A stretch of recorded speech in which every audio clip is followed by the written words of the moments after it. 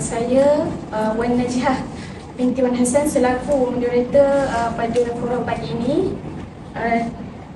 Kami dari kumpulan 4 bagi subjek falsafah dan isu semasa, dan insyaAllah tajuk yang kami akan bincangkan pada pagi ini adalah berkaitan tentang peranan kerajaan dan media massa dalam menangani isu Islamofobia. Jadi tanpa melengahkan masa, saya menjemput panel pertama kita, Saudara Haris Imran. Jadi Saudara Haris, mungkin saudara boleh kongsikan kepada kami sedikit pengenalan atau maksud Islamofobia dan mengapakah penting untuk kita mengambil tahu tentang isu Islamofobia ini. Silakan. Terima kasih kepada saudari moderator. Bismillahirrahmanirrahim. Assalamualaikum warahmatullahi taala wabarakatuh. Dan salam sejahtera, saya akan memulakan hujah saya. Harap semua setia hingga akhir, bukan seperti dia yang pergi di saat akhir. Jadi saya akan memulakan penerangan saya. Saya akan menerangkan tentang apakah itu Islamofobia.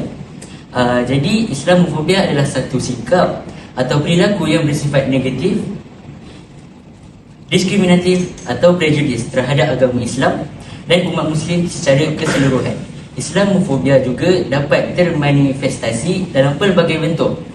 Antara yang sering kita dengar adalah diskriminasi dalam hal pekerjaan, pendidikan dan serangan atas masjid. Hal ini mencerminkan ketidakadilan dan intoleransi dalam hubungan antara agama dan budaya. Seterusnya, saya ingin mengukuhkan isi saya dengan menunjukkan beberapa contoh ancaman Islamofobia di Barat, iaitu yang pertama, penindasan hukum. Kebanyakan negara Barat seperti Perancis mengamalkan prinsip sekularisme, iaitu memisahkan agama dengan masyarakat awam. Sebagai contoh, mereka menyekat kebebasan beragama, larangan memakai tudung dan praktik keagamaan seperti azan dan pembangunan masjid. Yang kedua, mereka juga melakukan serangan terhadap masjid. Masjid yang dijadikan sebagai tempat beribadah bagi semua umat Islam sering menjadi target fizikal dan vandalisme.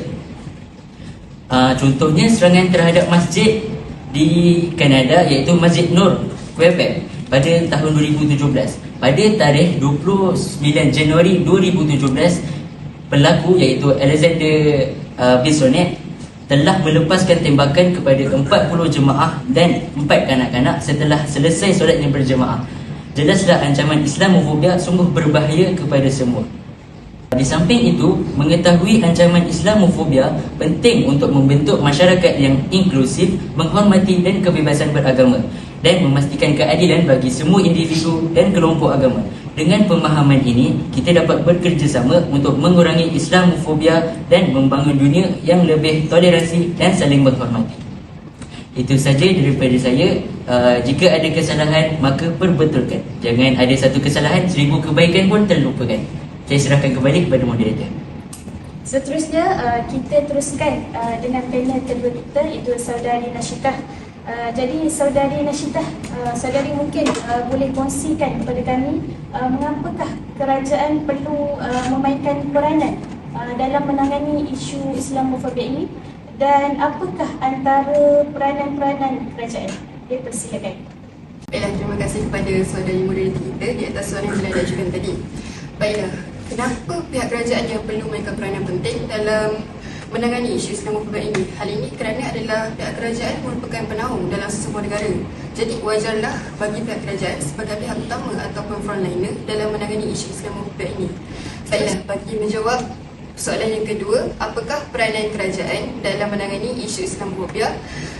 Antara peranan kerajaan dalam menangani isu Islamofobia ialah melindungi hak asasi manusia, iaitu melindungi hak kebebasan dalam beragama dan berkeyakinan.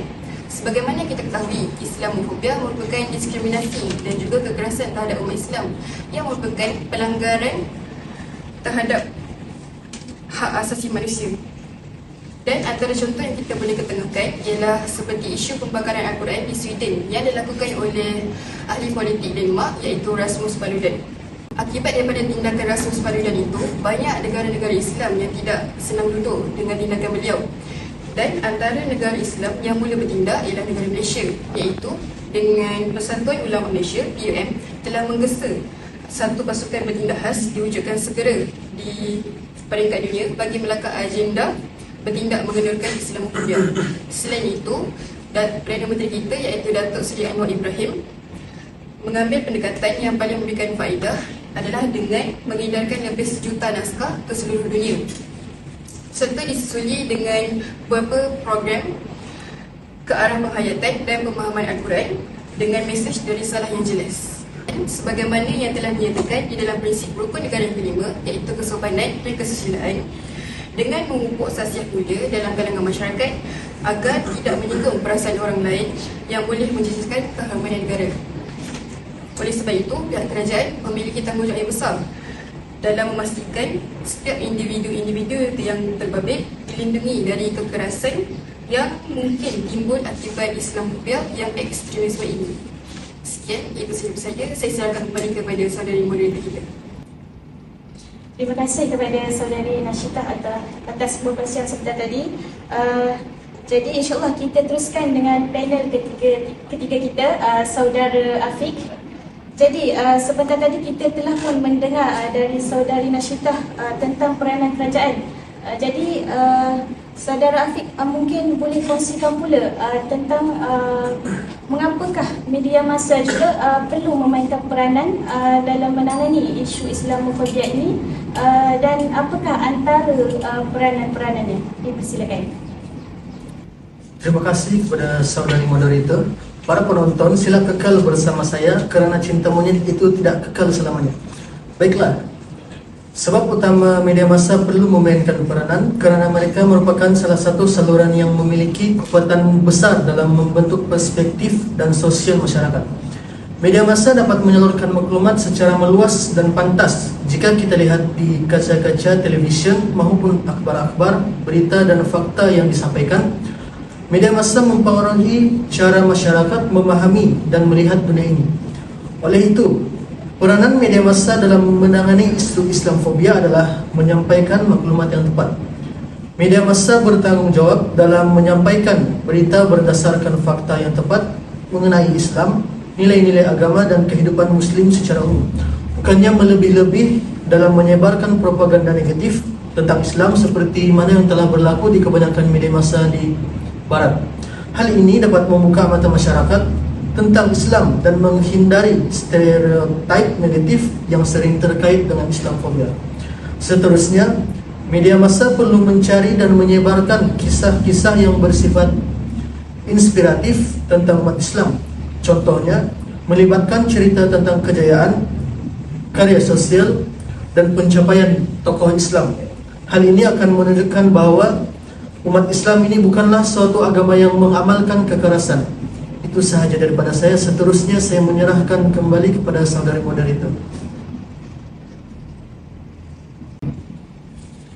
Terima kasih kepada saudara Afiq atas perkongsian itu tadi. Jadi tanpa melengahkan masa lagi, kita teruskan dengan panel terakhir kita, iaitu panel keempat, saudari Najah. Jadi mungkin saudari Najah boleh simpulkan atau memberi kesimpulan dari apa yang telah kita bincangkan sebentar tadi. Dipersilakan. Terima kasih kepada saudari moderator. Baiklah, saya akan cuba membuat kesimpulan secara menyeluruh mengenai tajuk forum kita pada hari ini, iaitu peranan kerajaan dan media massa dalam menangani isu Islamophobia. Hakikatnya, kedua-dua pihak ini, iaitu kerajaan dan media massa, mempunyai kaitan yang sangat kuat serta peranan yang sangat kuat. Kedua-dua pihak ini memiliki peranan untuk membina sebuah negara yang sejahtera dan bebas daripada prinsip sekularisme. Seperti saudara Haris katakan, prinsip sekularisme adalah memisahkan antara agama dan daripada kalangan masyarakat. Jadi, apakah relevansi ataupun perkaitan antara kerajaan dan media massa? Yang pertama, seperti yang kita tahu, media massa mempunyai pengaruh yang sangat kuat dalam menjadikan topik perbincangan dalam masyarakat.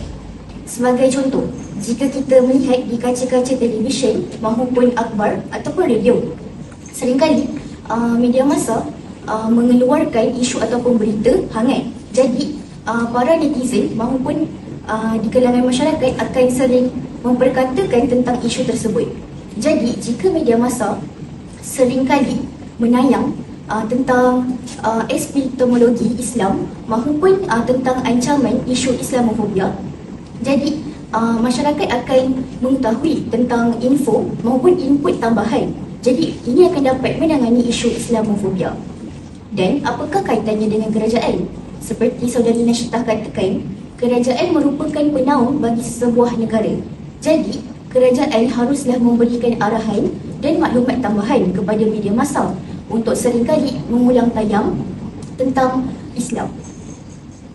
Seterusnya, kerajaan dan media massa perlu bekerjasama untuk membuat sesuatu majlis ataupun dialog antara masyarakat yang melibatkan tokoh agamawan maupun komuniti Islam serta masyarakat tidak kira agama. Ini kerana supaya semua masyarakat dapat mengetahui tentang indahnya Islam dan tidak bersikap prejudis terhadap agama Islam. Jadi, akhir kata, kerajaan dan media massa perlu memberikan impak yang positif dan sentiasa memberikan maklumat tentang indahnya Islam kepada masyarakat. Serta mereka perlu memberikan pendidikan yang lebih kuat untuk semua masyarakat agar mereka tidak bersikap diskriminatif dan prejudis. Sesungguhnya, Islamofobia sangat bercanggah dengan aspirasi Perlembagaan Persekutuan Negara yang mendaulatkan Islam sebagai agama rasmi negara. Islamofobia yang berasaskan prejudis patut dihentikan oleh semua pihak agar semua negara dapat mencapai konsep negara sejahtera. Itu sahaja daripada saya serahkan kepada saudari moderator.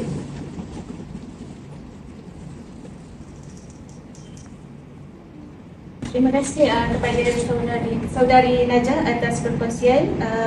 Jadi alhamdulillah kita telah pun selesai mendengar perkongsian dari keempat-empat panel kita pada hari ini. Jadi apa yang kita dapat ambil hari ini adalah bahawa semua pihak perlulah memainkan peranan masing-masing, bukanlah sahaja kerajaan dan media massa yang memainkan peranan dalam menangani isu Islamofobia ini, agar agama Islam kita ni sentiasa terjaga dan terpelihara dari ancaman serta pandangan negatif dari masyarakat bukan Islam. Jadi semoga pendengar dan penonton pada hari ini dapat mengambil input-input dan manfaat dari perkongsian hari ini. Jadi saya ingin ucapkan terima kasih kepada semua panel pada hari ini kerana telah menjayakan forum pada hari ini. Jadi itu sahajalah perkongsian kita pada hari ini dan maka berakhirlah forum kita pada hari ini. Assalamualaikum warahmatullahi wabarakatuh.